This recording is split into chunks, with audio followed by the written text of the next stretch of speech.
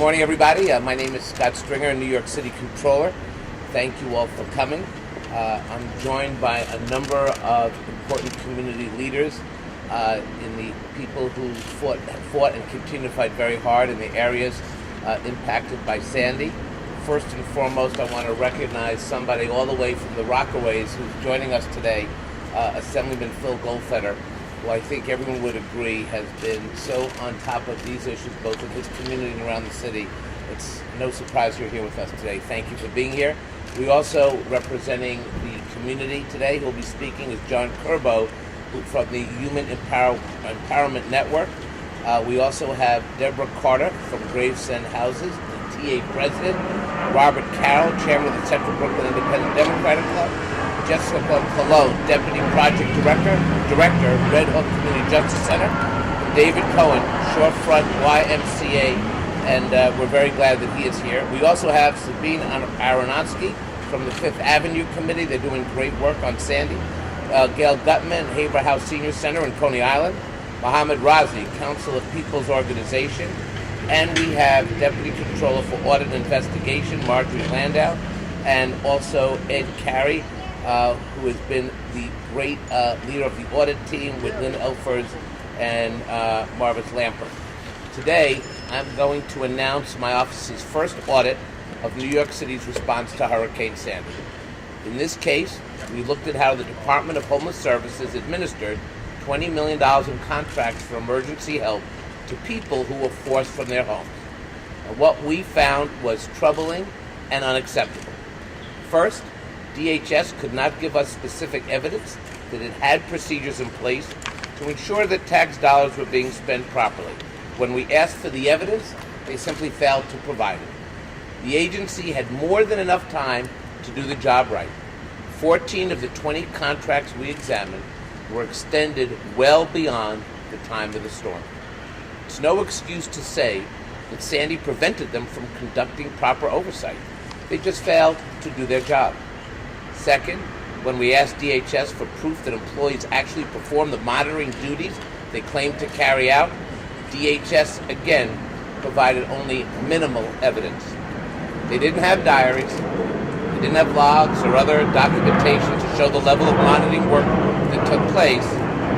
It's almost like it didn't happen at all. Finally, we found that prior to paying contractors, DHS failed to properly review invoices to make sure that goods and services promised to hurricane victims were actually provided.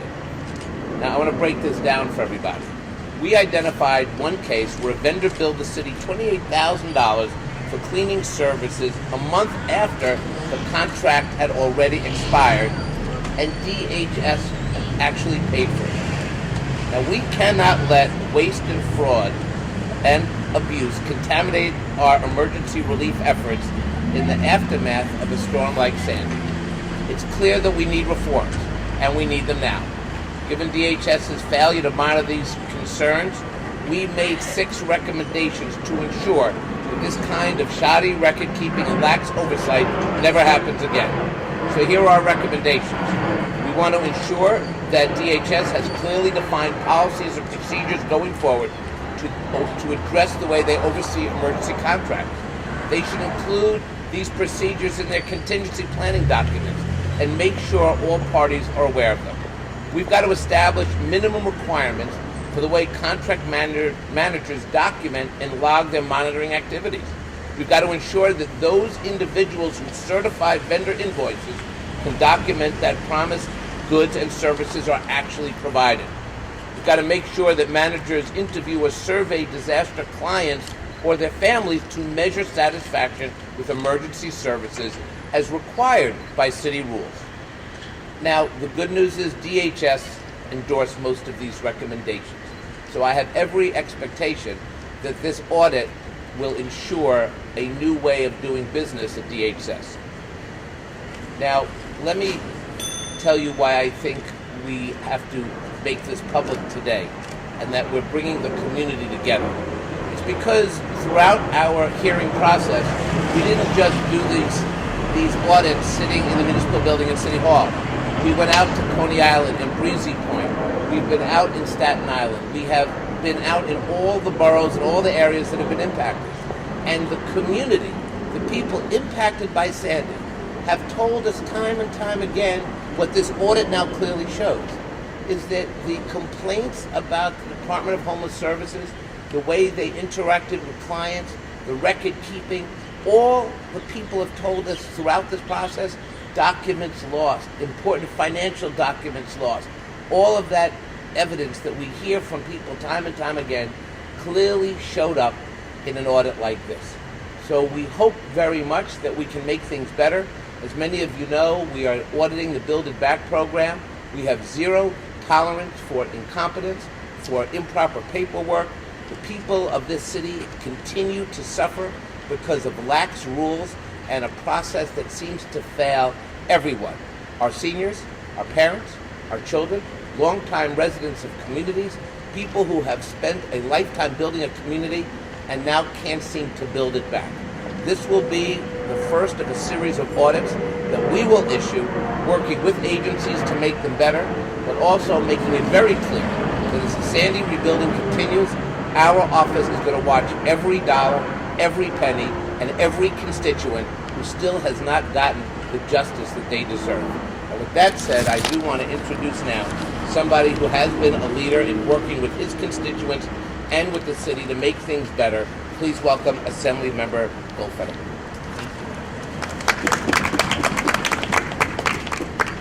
I want to start, of course, by thanking Comptroller Stringer. It was months and years before he was elected as Comptroller that he showed that government is not just about elected leaders standing up and making statements, but it's about doing good and being held accountable. I'm very excited because stand here with the results, because during Hurricane Sandy, it was Scott Stringer who was out in Rockwood, who was out in Broad Channel, who was helping bring space heaters to people who needed it, bringing water to Hamilton Beach. Scott has been a champion during the storm, and he continues to be a champion after the storm to make sure that families in Rockaway, just like mine, have the opportunity not only to rebuild their own homes, but to rebuild their entire community. Today, we're here to talk about accountability. We talk about billions of dollars. We hear it on the news every day, billions of dollars coming from here, billions of dollars coming from here. The city allocates it in 15 different ways, and that's the last we ever hear of it. Almost 2 years since Hurricane Sandy, and so many of our families are still struggling to survive, still struggling to rebuild. Today's audit is the first of many that are going to show that we need to bring more accountability with the city government. Money continues to go out the door, but sadly not to the families who actually need it. It's going to contractors who are just not good players. We need to make sure that every penny of city and public funding that is meant to be allocated to families and to agencies and to organizations that are on the front lines of providing social services, housing services, any services to the community are being held accountable and going to where they need to go. It is sad to see the results. You know, you're always hopeful when you do audits, and I know I've had multiple conversations with the Comptroller. You do audits and you hope that things are moving in the right way, that agencies are doing the right thing. And once again, the Department of Homeless Services has proven that they do not take the public trust seriously. This is about holding those agencies accountable, and like I said, this is the first of many. I'm hopeful. I'm hopeful that agencies are doing the right thing, but if they're not, we are going to stand strong and loud to say we're not going to put up with it, we're going to hold them accountable, we're going to make sure that every family has the opportunity to recover in their own communities. Too often, people are forgotten. You know, the storm was almost 2 years ago, let's move on to the next story. Comptroller Stringer is going to make sure that we don't walk away from our responsibility to make sure that every penny goes where it needs to go. So thank you. Thank you very much. Thank you, Phil. Please give him a round of applause, everybody. There are so many powerful leaders I've gotten to know as we have held hearings throughout the city, and each one of them could come up and tell a tremendous personal and community story, and they have all spoken out at our hearings all the way from Staten Island and Brooklyn into Manhattan and Queens. And one of the things that we decided to do today is have one representative of everybody speak, because everyone has a busy schedule today. And I've asked John Curbo from the Human Empowerment Network, Red Hook resident, veteran, to come up and sort of give us a sense of all the great community leaders and organizations that we work with every single day. So, John, could you come up? There you are. Okay. How are you? Thanks for having me. My name is John Curbo. I do applied research, analysis, and ethnography to address social problems across war, conflict, and peacetime environments. I'm an Iraq and Afghanistan veteran with special operations, and I'm currently working to take some of the best ideas from that side of the house and combine them with some of the best tools and ideas on the nonprofit side. And what I've been doing during Sandy recovery ever since has been working intimately with the Red Hook community to look at some of the amazing resources they have on the ground that were instrumental during Sandy recovery. Everything from churches to Red Hook Initiative to local businesses to residents themselves, grassroots volunteers, both inside and out. And what we saw after the Superstorm was that not only is government trying to be more responsive from the top down, which is happening through this kind of accountability, but there's a lot that can happen from the ground up. And needs and resources working together very directly at times, in very effective ways, because there's a personal system of connectivity. So we're looking at sustaining that and continuing that, not just in Red Hook, but across our communities throughout this country.